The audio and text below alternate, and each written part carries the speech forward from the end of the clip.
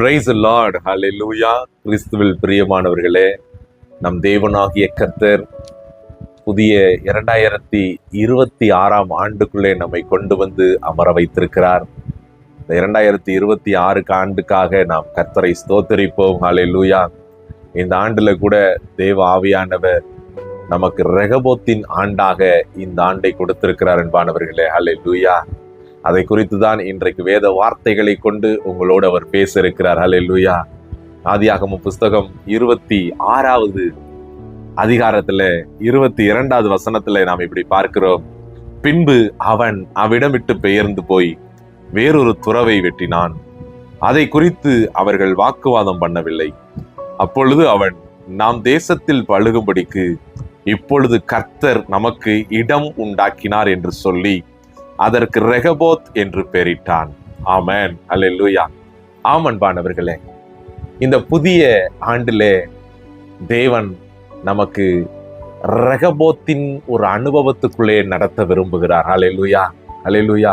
இந்த 22வது வசனத்துல நம்ம பார்க்கிறோம், இப்படியாய் ஆரம்பிக்கிறது. பின்பு அவ்விடம் விட்டு பெயர்ந்து போய் வேறொரு துறவை வெட்டினான். அல்லேலூயா. நல்லா கவனிங்க. அப்ப அவ்விடம் விட்டு பெயர்ந்து போய் அப்படின்னா அதற்கு முன்னாடி அவன் ஒரு இடத்துல இருந்திருக்கிறான், அந்த இடத்திலிருந்து இந்த இடத்திற்கு வந்திருக்கிறான் என்றுதான் அர்த்தம். அவனுக்கு அதற்கு முன்பதாக அவன் எங்கு இருந்தான், எப்படிப்பட்ட சூழல்ல இருந்தான் அப்படின்னா, அவன் துறவுகளை தோண்டும் போதெல்லாம் ஒரே வாக்குவாதம், போராட்டம், பிரச்சனைகளை பார்த்து கொண்டே இருக்கிறான். அதனாலதான் ஏசேக்குன்னு ஒரு இடத்துல பேரிடுறான். திரும்ப அங்கிருந்து வர்றான், திரும்பவும் பிரச்சனை, அதுக்கு சித்னான்னு பேரிடுறான்.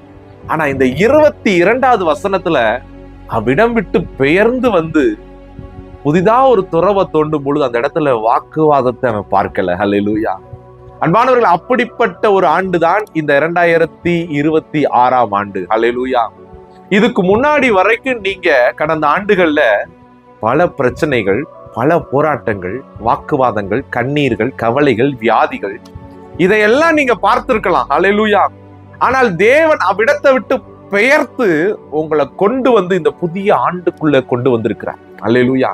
இந்த புதிய ஆண்டு கொண்டு வந்தவர் முதலிலே அவர் உங்க வாழ்க்கையில செய்யறது என்ன தெரியுமா?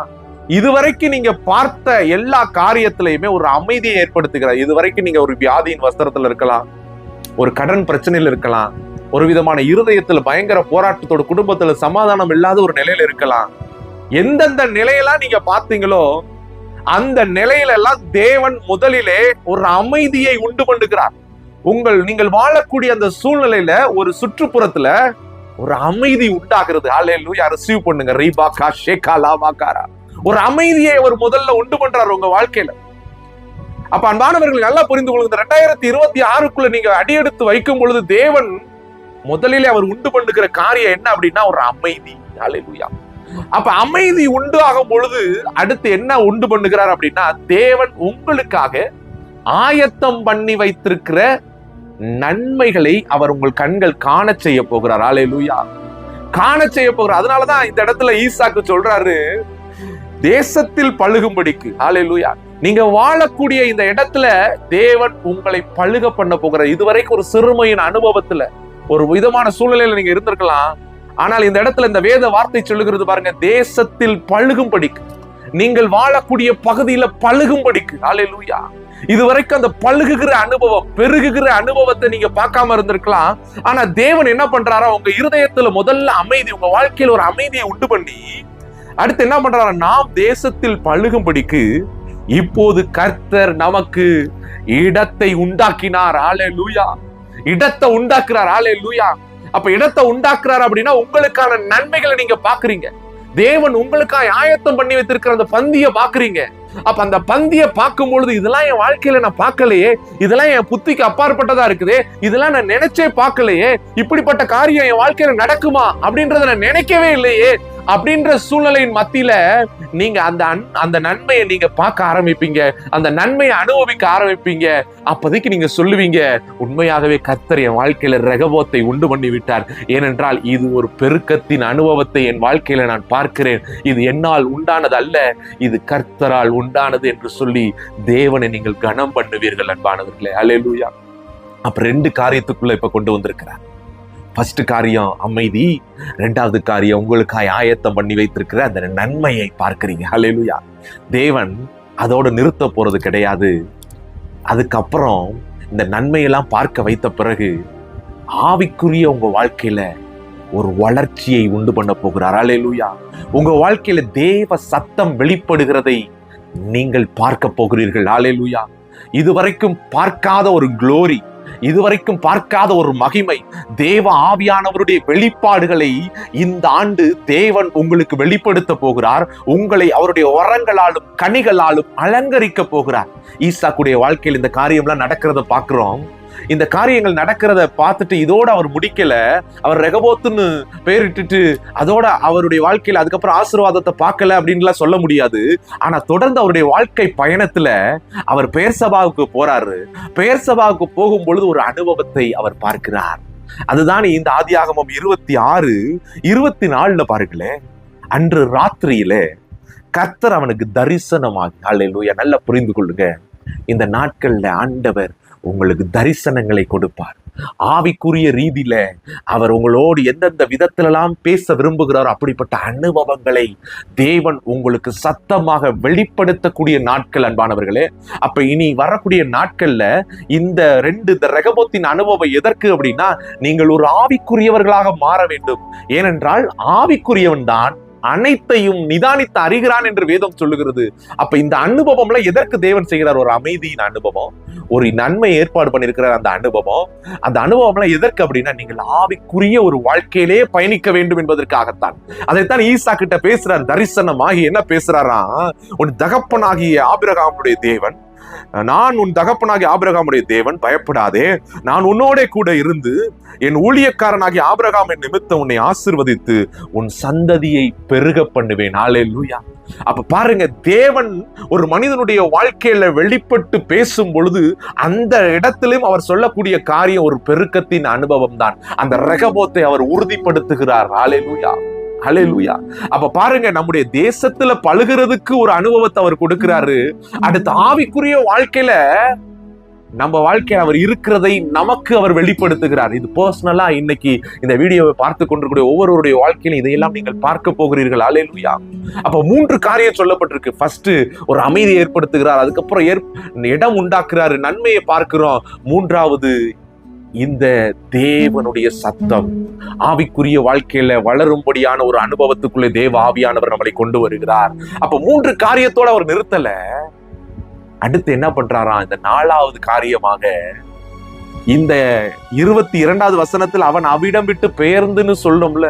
அப்ப ஏசேக்கு சித்துனால யாரெல்லாம் இந்த ஈசாக்கோடு போராடினாங்களோ, யாரெல்லாம் அவன் அந்த இடத்துல வாழ விடாமல் வாக்குவாதம் பண்ணினார்களோ, அவர்கள் எல்லாம் தேடி வந்து, இந்த வேதம் சொல்லுகிறது 28ல அதற்கு அவர்கள் தேடி வர்றாங்க. அந்த 27ல பார்த்தோம்னாலே தெரியும். அப்பொழுது ஈசாக்கு அவர்களை நோக்கி, ஏன் என்னிடத்தில் வந்தீர்கள்? நீங்கள் என்னை பகைத்து என்னை உங்களிடத்தில் இராதபடிக்கு துரத்தி விட்டீர்களே. ஈசாக்கு சொல்றாரு, நான் இங்க இருக்க விடாம என்னை நீ விரட்டி விட்டீங்களேப்பா, இப்ப எதுக்குப்பா என்னைய பார்க்க வந்திருக்கிறீங்க அப்படின்னு சொல்லி ஈசாக்கு கேட்கும் பொழுது, அந்த பகைத்தார்களே, எதிர்த்தார்களே, வாக்குவாதம் பண்ணினார்களே, அவர்கள் சொல்றாங்க ஈசாக்கை பார்த்து 28ல, அதற்கு அவர்கள், நிச்சயமாக கர்த்தர் உம்மோடு கூட இருக்கிறார் என்று கண்டோம். ஹல்லேலூயா. Praise the Lord. பாருங்க, இன்னைக்கு இந்த ஒரு அனுபவம், யாரெல்லாம் இன்னைக்கு உங்களை எதிர்க்கிறாங்க, யாரெல்லாம் உங்களை பகைக்கிறாங்க, யாரெல்லாம் உங்களுக்கு வாக்குவாதம் பண்றாங்களோ, அவர்கள் எல்லாரும் என்ன பண்ண போறாங்களாம், உங்களை தேடி வந்து கர்த்தர் உங்களோடு இருக்கிறார் என்று நாங்கள் கண்டோம் என்று சொல்லுகிற ஒரு அனுபவத்துக்குள்ளே தேவ ஆவியானவர் நடத்த போகிறார். உங்கள் தலை உயர்கிற நாட்கள் வருகிறது அன்பானவர்களே. அதை உங்கள் கண்கள் பார்க்க போகிறது. உங்களை எதிர்த்து இனி வரக்கூடிய நாட்கள்ல ஒருவரும் நிற்க முடியாது. ஏனென்றால் கர்த்தர் உங்கள் மத்தியிலே மகிமையாய் வெளிப்படக்கூடிய ஒரு ஆண்டுக்குள்ளே உங்களை கொண்டு வந்திருக்கிறார். அதற்குத்தான் அவர் ஸ்டெப் பை ஸ்டெப்பாக இந்த நாட்களிலே நடத்த போகிறார் என்று சொல்லி இந்த வீடியோவின் வழியாக அவர் உங்களோடு பேசிக் கொண்டிருக்கிறார். அதனால நீங்கள் எதை குறித்தும் இந்த ஆண்டுல நீங்க கலங்காதீர்கள். தேவ சமூகத்துல தேவ வார்த்தையோடு இணைந்திருங்கள். தேவனோடு அகமகிழுங்கள். எவ்வளவுக்கு எவ்வளவு தேவனோடு நீங்கள் சஞ்சரிக்க முடியுமோ அவ்வளவுக்கு அவ்வளவு சஞ்சரிச்சு தேவன் விரும்புகிறாரே அந்த ஒரு ஆவிக்குரிய ஒரு வாழ்க்கை வாழ உங்களை ஒப்பு கொடுங்க இந்த நாள். ஹல்லேலூயா. எனவே அப்படியே கண்களை மூடுவோமா? நன்றி பரிசுத்த ஆவியானவரே. அப்பா, இந்த வேளையில இந்த புதிய ஆண்டுக்குள்ள எங்களை கொண்டு வந்து, ஆண்டவரே, இந்த புதிய ஆண்டுல நான் இதெல்லாம் செய்ய போறேன், உங்களுடைய விருப்பம் என்ன என்பதை எங்கள் மத்தியில நீங்க போதிச்சிருக்கிறீங்களா ஆண்டவரே? இந்த நாட்கள்ல பிள்ளைகளுடைய வாழ்க்கையில் இருக்கக்கூடிய ஏசேக்கு சித்து நாளா முடிந்து ஒரு அமைதியின் அனுபவம், ஒரு ரெகபோத்தின் அனுபவம், தேவ சத்தம் வெளிப்படக்கூடிய ஒரு ஆவிக்குரிய அனுபவம். யாரெல்லாம் எதிர்த்தார்களோ, பகைத்தார்களோ, வாக்குவாதம் பண்ணினார்களோ, அவர்கள் எல்லாம் திரும்பி வந்து கர்த்தர் உன்னோடு இருக்கிறார் என்று சொல்லுகிற அந்த அனுபவத்துக்குள்ள நடத்த போகிறேன் என்று சொல்லி ஆண்டவரே நீங்க பேசியிருக்கிறீங்களா ஆண்டவரே? ஆண்டவரே, இந்த பேசின வார்த்தைகள் ஒவ்வொன்றும் அப்பா பிள்ளைகளுடைய வாழ்க்கையில 100 மடங்கு பலனை தரட்டும்னு சொல்லி ஜெபிக்கிறோம் ஆண்டவரே. ஒவ்வொருவரையும் நீங்க ஆளுகை செய்யுங்க.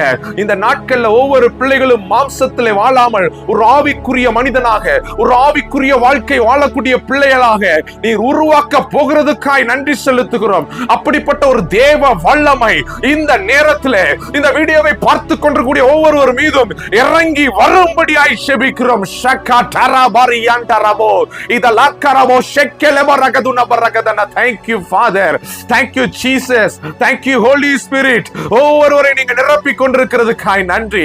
ஆவிக்குரிய மண்டலங்கள்ல அப்பா தகப்பனை பிள்ளைகளுக்காக பல கிரியைகளை இந்த நேரத்தில் நீங்கள் செயல்பட வைக்கிறீங்களே, அதற்காய் நாங்கள் நன்றி செலுத்துகிறோம் ஆண்டவரே. அப்பா, ஒவ்வொருவரையும் நீங்க ஆளுகை செய்து கொண்டிருக்கிறீங்க, ஒவ்வொருவரையும் இந்த அனுபவத்துக்குள்ள கொண்டு வந்திருக்கிறீங்க. இந்த வீடியோவை உங்க எதாச்சியா பார்க்கல ஆண்டவரே. ஆண்டவரே, நீர் பார்க்க வைத்திருக்கிறீரே, அவர்கள் வாழ்க்கையில் இந்த காரியத்தை விதைத்திருக்கிறீரே. விதைத்த இந்த காரியங்கள் ஆண்டவரே பலனை தந்து கனிகளை கொடுக்கிறவர்களாக ஒவ்வொருவரையும் நீங்க கொண்டு வருகிறதுக்காய் நன்றி சொல்லி மனதார இயேசுவின் நாமத்துல ஒவ்வொருவரையும் ஆசீர்வதிக்கிறோம், ஜெபிக்கிறோம். எங்கள் ஜீவனும் பரிசுத்தம் உள்ள நல்ல பிதாவே, amen. Hallelujah. Praise the Lord. God bless you.